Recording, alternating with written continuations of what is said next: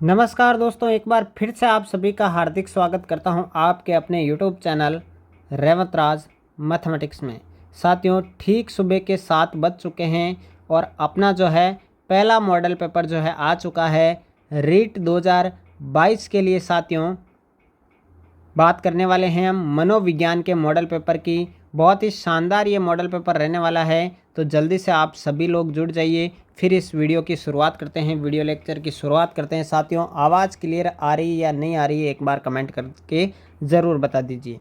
साथियों, रीट 2022 के लिए निःशुल्क बैच प्रारंभ किया गया है और आज मनोविज्ञान का पहला मॉडल पेपर लेके मैं आपके लिए आ चुका हूँ। चलिए, 30 क्वेश्चन होंगे। 30 में से आपके कितने सही होते हैं आपको कमेंट बॉक्स में लास्ट में कमेंट करके बताना है। तो चलिए दोस्तों, इस वीडियो लेक्चर की शुरुआत करते हैं। पहला प्रश्न आपकी स्क्रीन पर है। पहला प्रश्न क्या कह रहा है साथियों? कोहलबर्ग के अनुसार नैतिक विकास में पहला चरण क्या है? पूर्व परंपरागत नैतिकता, पेरी परंपरागत नैतिकता, परंपरागत नैतिकता या पश्च परंपरागत नैतिकता। कोहलबर्ग ने जो नैतिक विकास का सिद्धांत दिया है उसमें पहला चरण कौन सा बताया है? चलिए साथियों, कमेंट कीजिए जल्दी से। प्रश्न नंबर 1 का राइट आंसर क्या हो जाएगा? जल्दी से कमेंट कर दीजिए सभी लोग। बिल्कुल, सभी का स्वागत है आपके अपने यूट्यूब चैनल पर। सभी को गुड मॉर्निंग साथियों। तो साथियों, पहले क्वेश्चन का राइट आंसर क्या हो जाएगा? ऑप्शन नंबर ए आपका करेक्ट आंसर हो जाएगा। कोहलबर्ग ने जो नैतिक विकास का सिद्धांत दिया है साथियों, उसमें जो है पहला चरण कौन सा है? पूर्व परंपरागत स्तर। कौन सा है साथियों? पूर्व परंपरागत स्तर। 3 स्तर बताए थे उन्होंने। पहला है पूर्व परंपरागत, दूसरा कौन सा बता दे साथियों? परंपरागत स्तर। कौन सा बताया? परंपरागत स्तर। और तीसरा कौन सा बताया? पश्च परंपरागत स्तर। कौन सा बताया? पश्च परंपरागत स्तर। जी हाँ साथियों, तो 3 स्तर बताए हैं, पूर्व परंपरागत, परंपरागत और पश्च परंपरागत स्तर। पहले क्वेश्चन का राइट आंसर हो जाएगा ऑप्शन नंबर ए। आगे बढ़ते हैं साथियों अगले क्वेश्चन की ओर।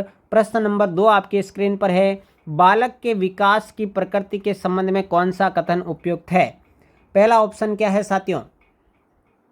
पहला ऑप्शन आपका है सभी बालकों का विकास समान दर या गति से होता है।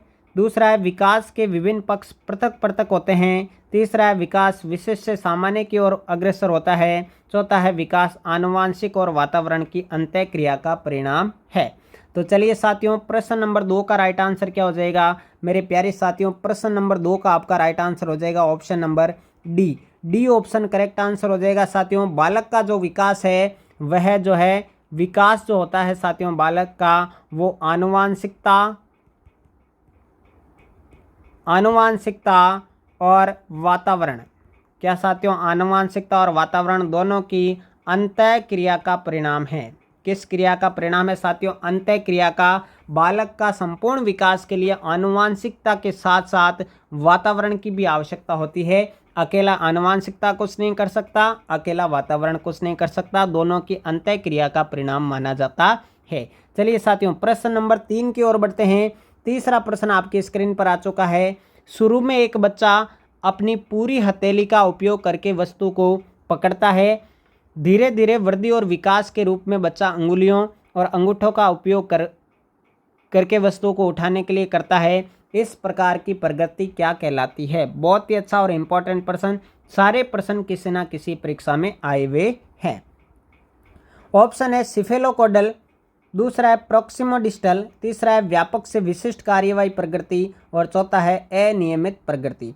साथियों, पहले बच्चा जो है अपनी पूरी हथेली का उपयोग करता है, फिर वह धीरे धीरे वृद्धि और विकास जैसे जैसे होता है वह अंगुली और अंगूठे का उपयोग करने लग जाता है वस्तु को उठाने के लिए। यह कौन सा किस प्रकार की प्रगति है? तो साथियों, राइट आंसर क्या हो जाएगा? ये 2018 लेवल फर्स्ट में पूछा गया क्वेश्चन है। मैं आपको बता दूं, लेवल फर्स्ट और लेवल 2 दोनों के लिए ये जो है टेस्ट सीरीज निःशुल्क है। तो चलिए साथियों, इसका राइट आंसर क्या हो जाएगा? इसका राइट आंसर हो जाएगा बी ऑप्शन।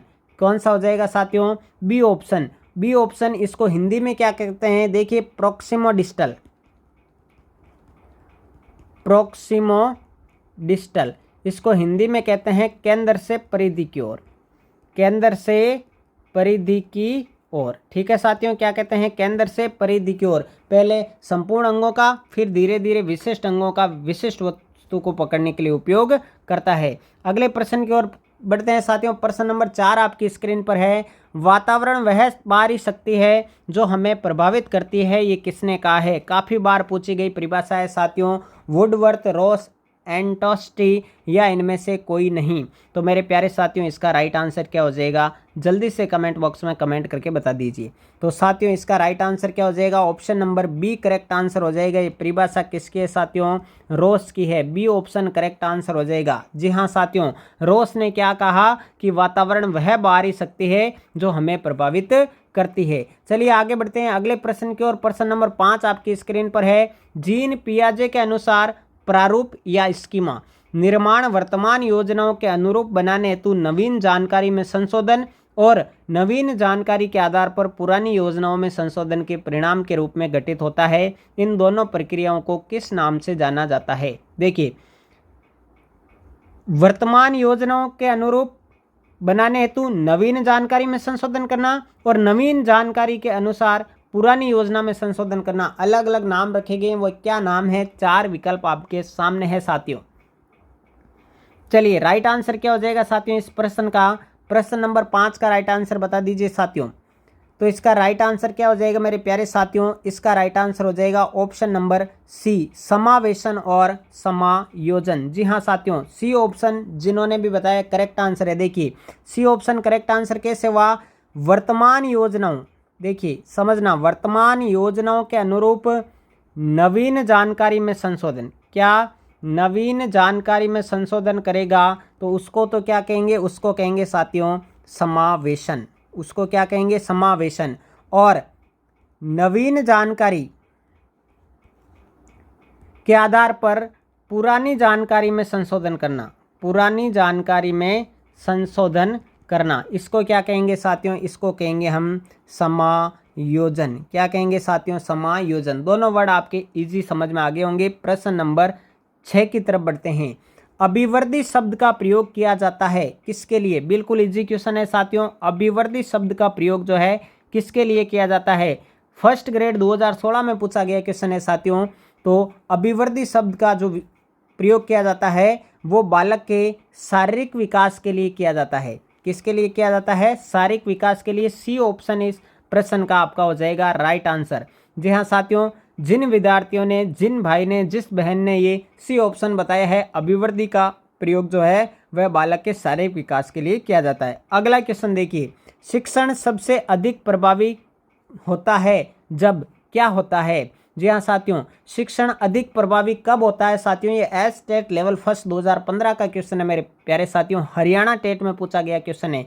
सारे क्वेश्चन किसी ना किसी एग्जाम में आए हुए मिलेंगे आपको। शिक्षण सबसे अधिक प्रभावी कब होता है साथियों? जब विद्यार्थियों को उनके मानसिक स्तर के अनुरूप शिक्षा दी जाती है, तब शिक्षण अधिक प्रभावी होता है। इसका सी ऑप्शन करेक्ट आंसर हो जाएगा। जी हाँ दोस्तों, जिन साथियों ने प्रश्न नंबर 7 का सी ऑप्शन बताया है कि शिक्षण कब प्रभावी होता है? जब विद्यार्थियों उनके मानसिक स्तर के अनुसार शिक्षा दी जाए। चलिए अगला प्रश्न। वीडियो को लाइक शेयर कर दीजिए साथियों। जितने साथियों को जोड़ सकते हो जोड़ लीजिए। बिल्कुल डेली चलने वाली निःशुल्क ये टेस्ट सीरीज है। मनोविज्ञान का मॉडल पेपर 1 हम आज हल कर रहे हैं। अगला प्रश्न नंबर 8, निम्न में से गलत युग्म कौन सा है?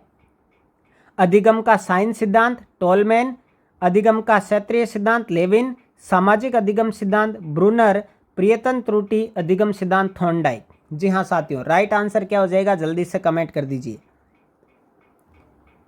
तो साथियों इसका राइट आंसर क्या हो जाएगा? ऑप्शन नंबर सी, सामाजिक अधिगम सिद्धांत जो है वो ब्रूनर ने नहीं दिया है। किसने दिया है? वांडुरा ने दिया है साथियों। किसने दिया है? वांडुरा ने दिया है। तो इसका सी आंसर करेक्ट आंसर हो जाएगा। ऑप्शन नंबर सी, जिन साथियों ने बताया कि सामाजिक अधिगम सिद्धांत जो है साथियों वह ब्रूनर ने नहीं दिया है। किसने दिया है साथियों? वांडुरा ने दिया है। ध्यान रखना है साथियों, सामाजिक अधिगम सिद्धांत, सामाजिक अधिगम सिद्धांत किसने दिया है साथियों? वांडुरा ने दिया है। तो बिल्कुल राइट आंसर हो जाएगा ऑप्शन नंबर सी। आगे बढ़ते हैं अगले प्रश्न की ओर। प्रश्न नंबर 9, अल्बर्ट वांडुरा निम्न में से किस सिद्धांत से संबंधित है? बिल्कुल यही क्वेश्चन पीछे था कि अल्बर्ट वांडुरा बिल्कुल अभी बताया साथियों किस सिद्धांत से संबंधित है। सामाजिक अधिगम सिद्धांत, व्यवहारात्मक सिद्धांत, विकास का संज्ञानात्मक सिद्धांत या विकास का मनोसामाजिक सिद्धांत। तो साथियों राइट आंसर क्या हो जाएगा? अल्बर्ट वांडुरा जो है वह सामाजिक अधिगम सिद्धांत से संबंधित है। ए ऑप्शन आपका करेक्ट आंसर हो जाएगा प्रश्न नंबर 9 का। चलिए बढ़ते हैं आगे प्रश्न नंबर 10 की ओर। इसका राइट आंसर हो गया ए। प्रश्न नंबर 10 आपके सामने है। रॉबर्ट एम गेने के अनुसार निम्न में से कौन सा अधिगम का प्रकार नहीं है। रॉबर्ट एम गेने ने 8 प्रकार बताए साथियों, तो इनमें से कौन सा नहीं है ये बताना है।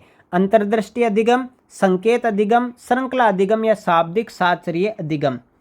तो बताइए राइट आंसर क्या हो जाएगा प्रश्न नंबर 10 का। रॉबर्ट एम गेने के अनुसार निम्न में से कौन सा अधिगम का प्रकार नहीं है। तो साथियों राइट आंसर क्या हो जाएगा ऑप्शन नंबर ए ऑप्शन। जिन साथियों ने बताया है कि रॉबर्ट एम गेने ने अंतर्दृष्टि सिद्धांत नहीं दिया है, इन्होंने अधिगम के 8 प्रकार बताए हैं जिसमें अंतर्दृष्टि अधिगम शामिल नहीं है। ए ऑप्शन करेक्ट आंसर हुआ। प्रश्न नंबर 11 की ओर बढ़ते हैं। आंशिक पुनर्बलन क्या होता है। वास्तविक कक्षा कक्ष में अनुप्रयोग नहीं किया जा सकता। पशुओं को प्रशिक्षित करने में सर्वाधिक कार्य करता है। सतत पुनर्बलन की अपेक्षा अधिक प्रभावी होता है या सतत पुनर्बलन की अपेक्षा कम प्रभावी होता है। तो चलिए साथियों राइट आंसर क्या हो जाएगा। आंशिक पुनर्बलन जो है साथियों बता दूं मैं आपको, राइट आंसर क्या हो जाएगा सतत पुनर्बलन की अपेक्षा अधिक प्रभावी होता है। तो ऑप्शन नंबर जाएंगे आप सी के साथ। जो लोग इस प्रश्न में सी आंसर दे रहे हैं वो करेक्ट आंसर हो जाएंगे। अगले क्वेश्चन की ओर बढ़ते हैं साथियों। बिल्कुल सभी का स्वागत है, लाइक शेयर कर दीजिए साथियों। अगला प्रश्न नंबर 12। इरफान खिलौनों को तोड़ता है और उसके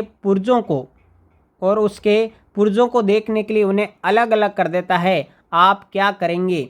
उस पर हमेशा नज़र रखेंगे, उसके जिज्ञासु स्वभाव को प्रोत्साहित करेंगे और उसकी ऊर्जा को सही दिशा में संचारित करेंगे। उसे समझाएंगे कि खिलौनों को नहीं तोड़ना चाहिए। और अगला इरफान को खिलौनों से कभी भी नहीं खेलने देंगे। ये सी टेट लेवल फर्स्ट 2012 का क्वेश्चन है साथियों। बताइए राइट आंसर क्या हो जाएगा।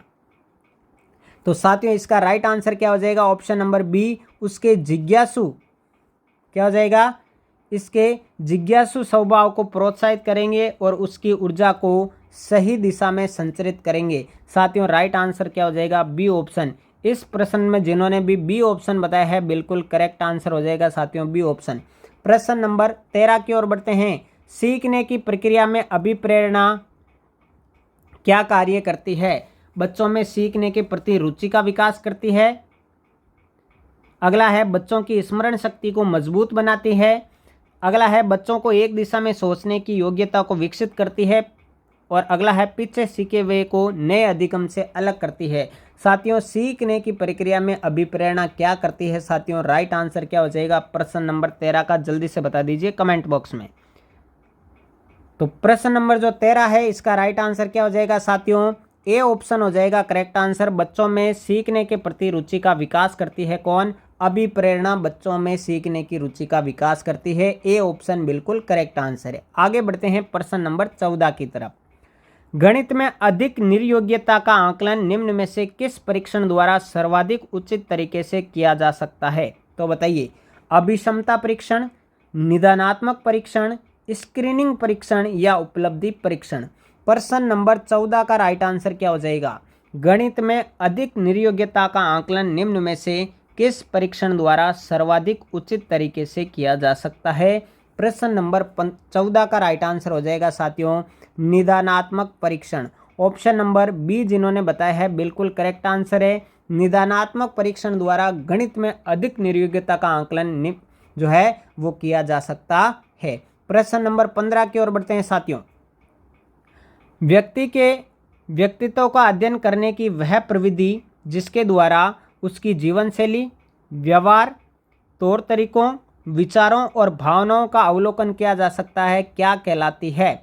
प्रश्नावली विधि, व्यक्तिगत अध्ययन विधि, निर्धारण मापनी या प्रक्षेपण विधि। साथियों व्यक्ति के व्यक्तित्व का अध्ययन करने वाली वह विधि जिसमें व्यक्ति की जीवन शैली, व्यवहार, उसके तौर तरीकों, विचारों और भावनाओं का अवलोकन किया जाता है मेरे प्यारे साथियों, उसे क्या कहेंगे। तो साथियों उसे कहेंगे व्यक्तिगत अध्ययन विधि। बी ऑप्शन करेक्ट आंसर हो जाएगा। जिन साथियों ने, जिन भाई ने, जिस बहन ने बी ऑप्शन बताया है बिल्कुल करेक्ट आंसर होगा। बढ़ते हैं अगले प्रश्न नंबर 16 की ओर। निम्न में से कौन सा लक्षण बहिर्मुखी व्यक्तित्व का नहीं है। मिलनसार होना, नेतृत्व शक्ति होना, आक्रामक उसका स्वभाव होना या दीवा सपन देखने वाला। इनमें से बहिर्मुखी व्यक्तित्व का स्वभाव कौन सा नहीं है, लक्षण कौन सा नहीं है? तो साथियों राइट आंसर क्या हो जाएगा? जल्दी से कमेंट बॉक्स में कमेंट कर दीजिए मेरे प्यारे साथियों। प्रश्न नंबर 16 का राइट आंसर हो जाएगा ऑप्शन नंबर डी, दीवा सपन देखने वाला। जी हाँ साथियों, आप सभी को पता होगा कि युंग नामक मनोवैज्ञानिक ने, युंग या हम कह सकते हैं जुंग नामक मनोवैज्ञानिक ने 2 प्रकार के जो है बताए हैं। एक तो अंतर्मुखी और एक बताया है बहिर्मुखी। ठीक है, अंतर्मुखी अपने आप में खुश रहने वाला, बहिर्मुखी मिलनसार होना, नेतृत्व शक्ति होना। तो दीवा सपन देखने वाला जो है वो अंतर्मुखी के अंतर्गत आएगा। तो डी ऑप्शन आपका करेक्ट आंसर हो जाएगा। बढ़ते हैं अगले प्रश्न की ओर। प्रश्न नंबर 17 आपकी स्क्रीन पर है।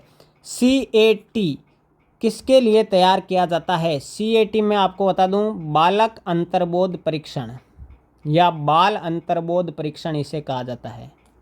बाल अंतर्बोध परीक्षण किसके लिए तैयार किया जाता है?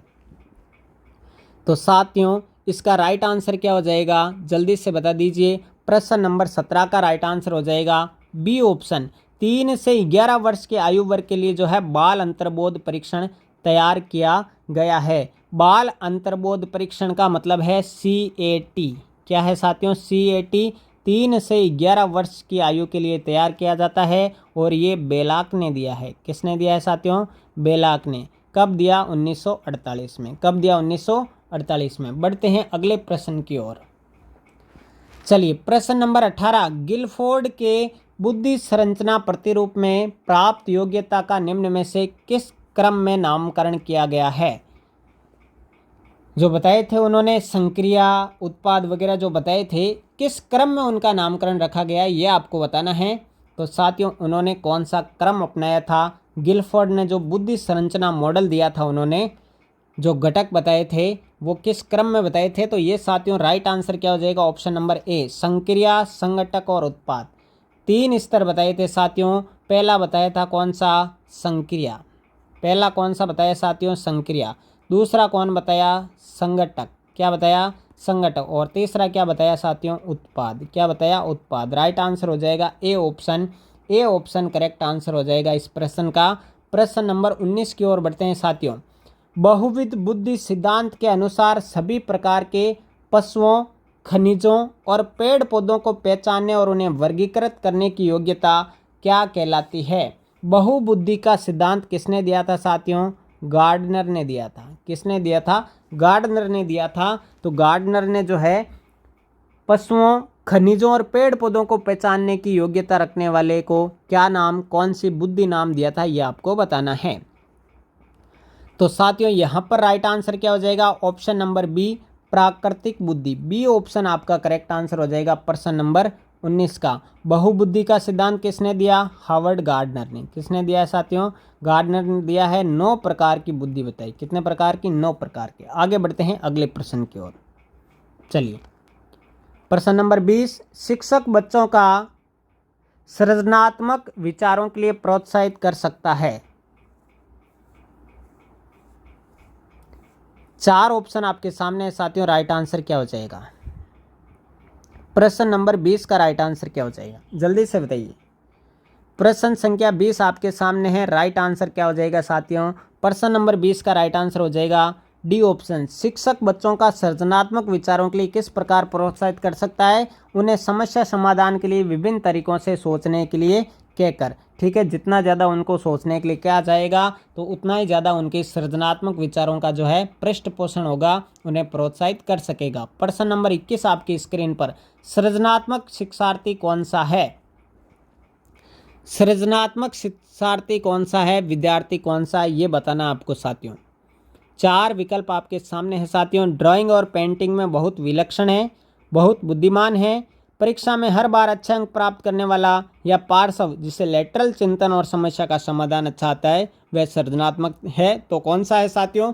राइट आंसर क्या हो जाएगा प्रश्न नंबर 21 का? D option. जो लेटरल चिंतन अच्छा करता है या समस्या समाधान की योग्यता अच्छी रखता है, उसे क्या कहा जाएगा? उसे सृजनात्मक बालक की श्रेणी में रखा जाएगा। डी ऑप्शन करेक्ट आंसर हो जाएगा। अगले प्रश्न की ओर बढ़ते हैं साथियों, प्रश्न नंबर 22 की तरफ। निम्न में से कौन सी अच्छे समायोजन की विशेषता नहीं है? प्रतिकूल परिस्थितियों से जूझने की अक्षमता, महत्वपूर्ण गलतियां खोजने की अभिवृत्ति, अपनी शक्तियों एवं सीमाओं का ज्ञान होना या आकांक्षाओं का पर्याप्त स्तर। निम्न में से कौन सी अच्छे समायोजन की विशेषता नहीं है? अच्छे समायोजन की विशेषता पूछी गई है, कौन सी नहीं है? तो साथियों राइट आंसर हो जाएगा ऑप्शन नंबर ए, प्रतिकूल परिस्थितियों से जूझने की जिसमें अक्षमता पाई जाती है वो अच्छा समायोजन नहीं कर सकता। तो ए ऑप्शन करेक्ट आंसर हो गया। प्रश्न नंबर 23, रेवेन का प्रोग्रेसिव मैट्रिसेस परीक्षण किस प्रकार का परीक्षण का उदाहरण है? ए समूह बुद्धि लब्धांक, व्यक्तित्व, मौखिक बुद्धि लब्धांक या संस्कृति मुक्त बुद्धि परीक्षण। जो रेवेन का प्रोग्रेसिव मैट्रिसेस जो परीक्षण है वो किस प्रकार का परीक्षण है? बहुत ही अच्छा और इम्पोर्टेंट प्रश्न है साथियों। तो साथियों इसका राइट आंसर हो जाएगा ऑप्शन नंबर डी। रेवेन का जो प्रोग्रेसिव मैट्रिसेस परीक्षण है वह संस्कृति मुक्त बुद्धि परीक्षण है। कौन सा है? संस्कृति मुक्त बुद्धि परीक्षण, डी ऑप्शन करेक्ट आंसर है। अगले प्रश्न की ओर बढ़ते हैं, प्रश्न नंबर 24, बच्चों की गलतियां क्या व्यक्त करती है? चलिए 4 ऑप्शन आपके सामने हैं, जल्दी से बता दीजिए राइट आंसर क्या होगा। 4 ऑप्शन आपके सामने हैं, राइट आंसर क्या होगा साथियों जल्दी से बता दीजिए। बच्चों की गलतियां, जी हाँ राइट आंसर हो जाएगा ऑप्शन नंबर डी, अधिगम प्रक्रिया का ही एक भाग है तथा उनके विचारों को एक अंतर्दृष्टि देता है। क्या देती है? अंतर्दृष्टि देती है। तो बच्चों की गलतियां जो होती है वो अधिगम का एक पार्ट है, ध्यान रखना है। बच्चे गलतियां करते हैं इसका मतलब है सीख रहे हैं। क्या कर रहे हैं साथियों? सीख रहे हैं। तो इस प्रश्न का राइट आंसर क्या हो जाएगा साथियों? 24वें का डी ऑप्शन जिन्होंने बताया है बिल्कुल करेक्ट आंसर है। बढ़ते हैं प्रश्न संख्या 25 की ओर। कौन से आव्यूह को सुकराती विधि भी कहा जाता है? किस प्रकार के आव्यूह को सुकराती विधि कहा जाता है? प्रश्नोत्तर आव्यूह, अन्वेषण विधि, योजना विधि या समीक्षा आव्यूह। किस प्रकार के आव्यूह को या विधि को सुकराती विधि के नाम से भी जाना जाता है? तो साथियों प्रश्न नंबर 25 का राइट आंसर क्या हो जाएगा? प्रश्नोत्तर आव्यूह, प्रश्नोत्तर विधि को सुकराती विधि के नाम से जाना जाता है। ए ऑप्शन जिन्होंने बताया बिल्कुल करेक्ट आंसर है। बढ़ते हैं अगले प्रश्न की ओर, प्रश्न संख्या 26, कक्षा कक्ष में जेंडर या लिंग विभेद क्या दर्शाता है? चलिए 4 विकल्प आपके सामने हैं, आप ध्यानपूर्वक पढ़िए और बताइए कक्षा कक्ष में जेंडर या लिंग विभेद जो है क्या दर्शाता है? बिल्कुल राइट आंसर क्या हो जाएगा साथियों? बी ऑप्शन रहेगा, शिक्षार्थियों के हसानोन्मुख प्रयासों अथवा निष्पादन का कारण बन सकता है। जी हाँ साथियों, लिंग भेद जो है, जेंडर भेद जो है वो कभी नहीं करना चाहिए। बी ऑप्शन जिन्होंने बताया इस क्वेश्चन में बी ऑप्शन बताने वाले सभी भाई बहन सही हैं। प्रश्न संख्या 27 की ओर चलते हैं। कितने क्वेश्चन होते हैं आपको कमेंट बॉक्स में लास्ट में ज़रूर बताना है। एनसीएफ 2005 किस प्रकार की शिक्षण प्रणाली को प्रोत्साहित करता है? हर एक चैप्टर से आपको इस टेस्ट सीरीज में सवाल मिलेंगे साथियों, हर एक चैप्टर से सवाल समाहित किए गए हैं इस टेस्ट सीरीज में। लाइक शेयर सब्सक्राइब जरूर करना है। डेली ये 7 बजे सुबह आपको क्लास मिलेगी। तो एनसीएफ 2005 किस प्रकार की शिक्षण प्रणाली को प्रोत्साहित करता है? समावेशी, एकीकृत, विशेष या नियमित? तो साथियों एनसीएफ जो 2005 है लर्निंग बाय डूइंग, तो समावेशी शिक्षण प्रणाली को प्रोत्साहित करता है। ए ऑप्शन करेक्ट आंसर हो जाएगा। एनसीएफ लर्निंग बाय डूइंग समावेशी शिक्षण प्रणाली, ए ऑप्शन करेक्ट आंसर है। आगे बढ़ते हैं, ब्लूम की टैक्सोनॉमी की पदानुक्रमिक व्यवस्था क्या है? ब्लूम की जो टैक्सोनॉमी है, ब्लूम ने जो उद्देश्यों को बांटा था तो उनकी पदानुक्रमिक व्यवस्था किस रूप में है साथियों वो बताना है आपको जल्दी से कमेंट करके। तो बता दीजिए जल्दी से कमेंट करके राइट आंसर क्या हो जाएगा? Option number B correct answer हो जाएगा। संज्ञानात्मक उद्देश्यों को उन्होंने बांटा था तो राइट आंसर हो जाएगा बी ऑप्शन। 28 में बी बताने वाले बिल्कुल करेक्ट है। प्रश्न संख्या 29 की ओर बढ़ते हैं साथियों। प्रश्न संख्या 29 आपके सामने है। निम्न में से कौन सा वस्तुनिष्ठ प्रकार का प्रश्न है? निबंधात्मक प्रश्न, लघुत्तरात्मक प्रश्न, मुक्त उत्तर वाला प्रश्न या सत्य या असत्य वाला प्रश्न? तो बताइए जल्दी से। वस्तुनिष्ठ प्रश्न कौन सा है इनमें से? तो साथियों प्रश्न नंबर 29 का राइट आंसर क्या हो जाएगा, जल्दी से कमेंट कर दीजिए। राइट आंसर हो जाएगा सत्य या असत्य वाला जो होगा वह आपका वस्तुनिष्ठ प्रकार का होगा। प्रश्न संख्या 29 में जिन्होंने भी डी ऑप्शन बताया है बिल्कुल करेक्ट आंसर है। प्रश्न संख्या 30 और आज की क्लास का अंतिम प्रश्न साथियों, शिक्षा का अधिकार संविधान संशोधन के द्वारा किस वर्ष में समवर्ती सूची में डाला गया? समवर्ती सूची में किस वर्ष डाला गया शिक्षा के अधिकार को? संविधान का संशोधन हुआ था किस वर्ष हुआ था बताइए? 1952, 1976, 1986 या 1992? कई जो बच्चे हैं कंफ्यूज हो जाते हैं। ये 3rd ग्रेड शिक्षक भर्ती 2012 में पूछा गया था और आरपीएससी 2009 संस्कृत विभाग का जो पेपर होता है उसमें पूछा गया था। तो राइट आंसर क्या हो जाएगा? प्रश्न संख्या 30 का राइट आंसर हो जाएगा ऑप्शन नंबर बी। जी हाँ दोस्तों, तो शिक्षा का अधिकार जो संविधान है, शिक्षा का अधिकार, इसको जो है समवर्ती सूची में कब डाला गया साथियों? समवर्ती सूची में 1976 में डाला गया। बी ऑप्शन करेक्ट आंसर हो जाएगा प्रश्न संख्या 30 का। तो साथियों ये थे आज के कुल 30 क्वेश्चन और आपके 30 में से कितना स्कोर हो रहा है। टेस्ट सीरीज आपको कैसी लगी ज़रूर बताइएगा। 10 बजे हम फिर मिलेंगे साथियों संस्कृत के मॉडल पेपर के साथ में। जी हाँ दोस्तों, संस्कृत का मॉडल पेपर 10 बजे आपको मिलेगा, तो चैनल को सब्सक्राइब कर लीजिएगा, वीडियो को लाइक शेयर करना नहीं भूलें साथियों। मिलते हैं 10 बजे संस्कृत के मॉडल पेपर के साथ में। तो तब तक के लिए जय हिंद, जय भारत, थैंक यू।